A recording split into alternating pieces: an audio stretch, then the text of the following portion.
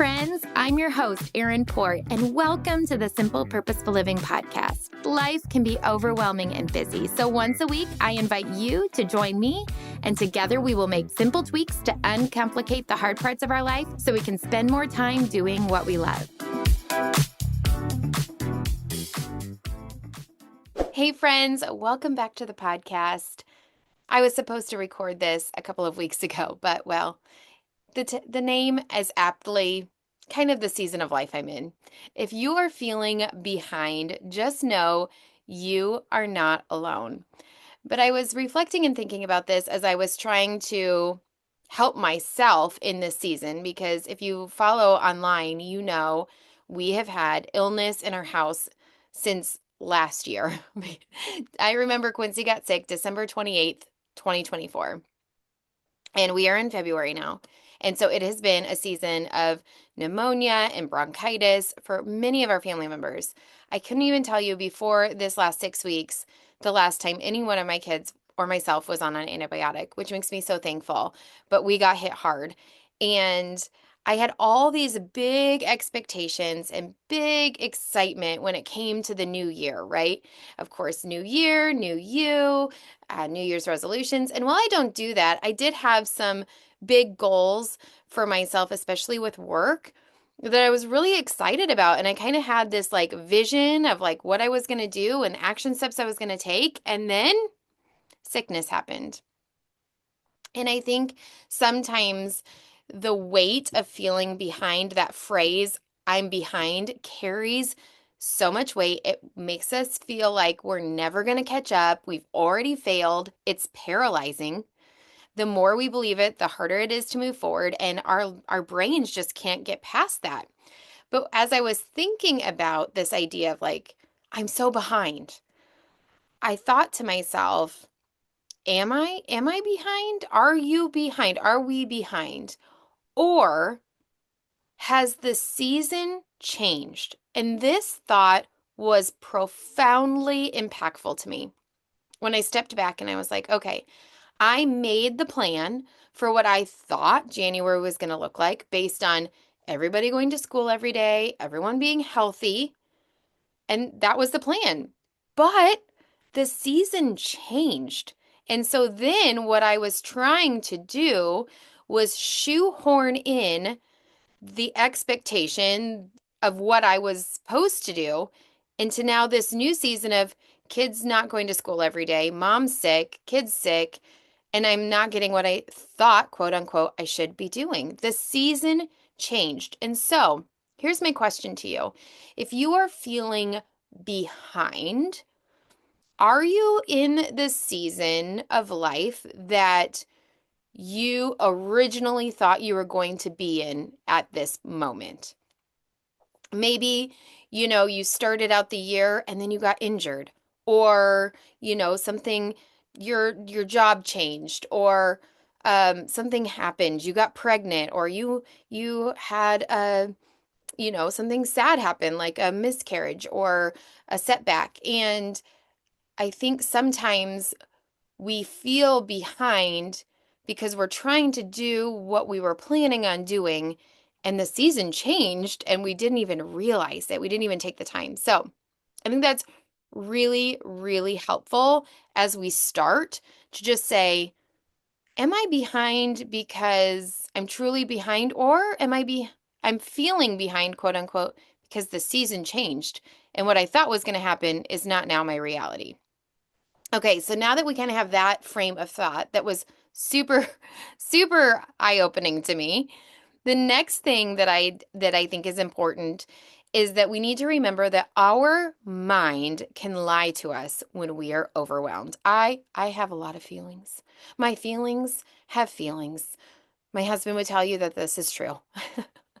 And I love that we have feelings, but sometimes my feelings can kind of get the better of me. And I know I'm not alone. When we're overwhelmed, our brain can zoom in on the 1% of things we did not do. Like if you go through, this is notorious as a mom too. You go through your day, you make your kids breakfast, you get them out the door, you kiss them goodbye, you do all the things. And then it's like the one thing you forgot. And that's all you can focus on, right? Like, oh, I didn't do this one thing. And our brains can just zoom in on that. And that's all we can think about. And so one of the things that has really helped me when I think about like how do I overcome this feeling of being behind, the tiny tweak is to do a reality check review. Take 5 minutes to list what you have accomplished rather than focusing on what you haven't. Seeing it in black and white helps shift our perspective instantly. The numbers don't lie. The truth doesn't lie. You have actually accomplished more than you thought. So for example, I had a couple of like big Q1 project, a big Q1 project for us is working on some stuff on Amazon and on Facebook. And I was going to do both in January, which was, in hindsight, kind of a big ask, honestly. I'm an action taker. If I can do it all, I'll do it all. I'll bite all the thing. And sometimes, like I said, the season changed and that wasn't doable. But when I stepped back and I was able to say, like, what was I able to accomplish? I was pretty proud of the fact that there were some things that I was able to do. And I think that's really important to be able to say, hey, I did do some things because here's something really powerful about the way our brain works is that we are way more successful in moving forward when we can celebrate small wins. Small wins remind us we're capable. They build momentum in us and they make us want to continue, as opposed to that shame spiral of I'm not doing anything. I haven't gotten what I wanted done. That just stops us in our tracks. So, sitting down and saying to yourself, okay, yeah, I might not, I might not be where I want to be today based on what I quote unquote thought I would be in the season I thought I would be. But what have I accomplished? What are some things that I am proud of? How have I showed up in my life? And celebrating that and having that reality check is tiny tweak number one. Tiny tweak number two, I think, is so powerful. It's why I created a product behind it, and it is brain dumping. When everything is swirling around in your head and you're like, I am so behind, just being able to write down exactly what it is that you need to do and then looking at that list and prioritizing and saying like what has to be done. And this is the power of the brain dump, right? Because you're going to write everything down. If you get our brain dump notepad, which I'll link in the show notes, you're going to list everything that's in your brain on the left-hand side. Just list it all out. There is no rhyme or reason. It doesn't have to go in any order. It can be as simple as doing a load of laundry, taking a shower, making your bed, getting a cup of coffee, whatever it is that you are like, I need to get these things done either today or this week or this month, whatever. You're going to list them all out. And then you're going to look at that list and you're going to prioritize and you're going to say, at the end of the day, what is the thing that I have to get done today? And you're going to put that in the priority number one on the right side, and then priority two, priority three. And then you're going to be able to say, it's going to clear that mental clutter so you can see things more rationally. It's going to help you to notice some things are not as urgent as they feel, because when everything is important, nothing is important. And it often reveals that you've actually made more progress than your brain is giving you credit for. I tell this story all the time, but I give the brain dump notepad to new moms. Weird gift, I know, but I give weird gifts sometimes. But my friend Rachel, she had just had her fifth baby. And what do you get a mom of a fifth baby? I mean, they have everything. I got her diapers, a meal, and a brain dump notepad. But when you are so in the newborn mom haze and you have all of these things, she's like, I had all these things on my brain that I just was swirling around. I'm so behind. I'm so tired, whatever. She wrote it all down. She brain dumped it, and then she was able to prioritize. She actually did not have nearly as much as she thought, because going back to what we said before, when you're overwhelmed, your mind can lie to you. So taking that tweak of brain dumping and saying, what is it that I can do? Because here's where the brain dump takes you. So we now know that we're going to tell the truth to our brain. We're going to brain dump. And then here's the next step, the power of tiny actions. Often when we feel stuck, overwhelmed, or behind, shame creeps in. Like I said, we should be doing more. But shame is a terrible motivator. It paralyzes us rather than propelling us forward. It makes us feel like the problem is bigger, making it even harder to take action. But you know what breaks the cycle? Taking a tiny action. No matter how small, they make us feel successful. And that success is momentum, right? You step on the bike, you take the first pedal, you start to create momentum with those tiny actions. And here's the thing. We know how the story of the tortoise and the hare ends. The tortoise, slow and steady. He was maybe, quote unquote, behind most of the race. But guess what? He finished because he took tiny, consistent action. So when you're feeling behind, asking yourself, what is the tiny step that I can take today? Because that sense of accomplishment releases dopamine. We love dopamine. I love dopamine. It's that brain's feel-good chemical, which then, because we feel it, because we found success, it makes the habit stick. It helps us to keep going. And instead of getting stuck in that shame cycle where everything feels overwhelming and unachievable, that tiny action makes like a break in our brain and helps us to realize that progress is possible and builds confidence. And over time, these small actions, these tiny tweaks, compound into real change. And no, it's not going to be like this huge, grand change, but over time, we are going to see so much more motivation, so much, and it's going to be doable because it's tiny, so it's not overwhelming. Okay, so now, the next thing is expectations. Friends, expectations can be the thief of all joy. I remind myself of this often. Sometimes we feel behind not because we are actually behind, but because our expectations are unrealistic. Say that for the people in the back or me. Sometimes our expectations are unrealistic. The gap between what we expect and what actually happens creates frustration. And I am human, but I want to be superhuman most days. Do you want to be superhuman most days? My guess is you do too. But that gap in between can cause frustration. So the tiny tweak we need is to reset the bar.